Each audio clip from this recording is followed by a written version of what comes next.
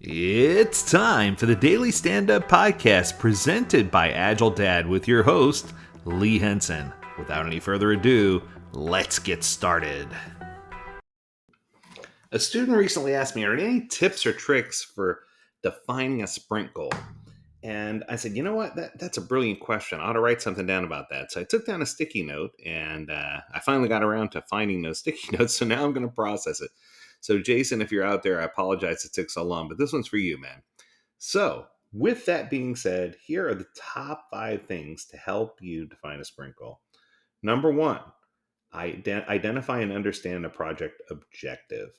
So whether it's a product or service that you're trying to build, you need to understand what it means. What problem are you trying to solve? What is your desired outcome? How soon do we need it delivered by? Who is our target audience? These are all questions that should be easy for people to answer.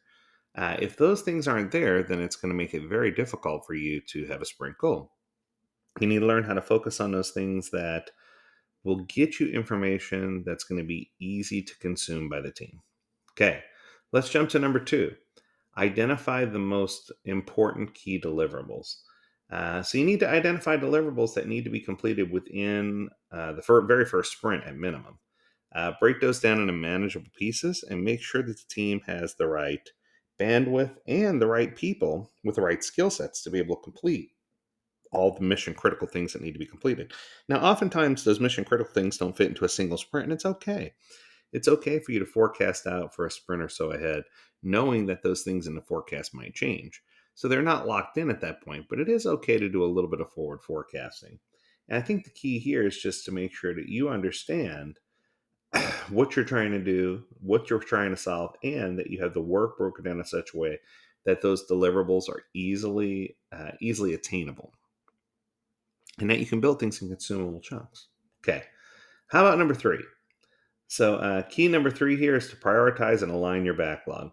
So you need to make sure you're constantly inspecting and adapting.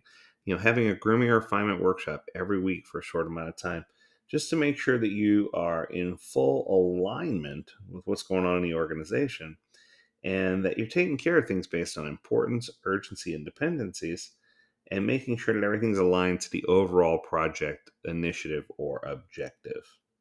Okay, let's go to number 4. So number 4 is, drum roll, set a clear sprint goal. I know it sounds silly because I'm teaching you how to easy steps to define a sprint goal, and I'm telling you set a sprint goal. At this point, with the information above, you should be able to create a goal that's smart, specific, measurable, attainable, relevant, and time bound. I had to make sure I remembered that. So you want to make sure you create a smart goal, something that's clear, easily consumable, and something that the team can get their head around right away. And then finally, you want to make sure you communicate that goal and get buy-in from the team to say, hey, we're on board and that's exactly what we want to do. Or get buy-in from the stakeholders if necessary to say, hey, that's the right direction. That's where we're trying to take things. And I think if you communicate better and get that buy-in better, that you're going to see drastic improvement all over the place with regard to your sprint goals.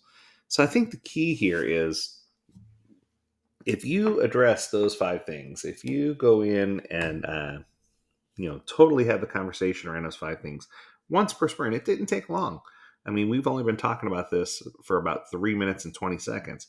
So what I can tell you is it doesn't take long to have a conversation, even with the answers inserted. If the answers were a minute apiece or a half minute apiece, you'd still be well underneath, 15 minutes trying to, get these answers, get everything sifted through and figure out exactly how you need to do things. What I can tell you is sprint goals should not be something that's optional. Sprint goals should be something that's mandatory.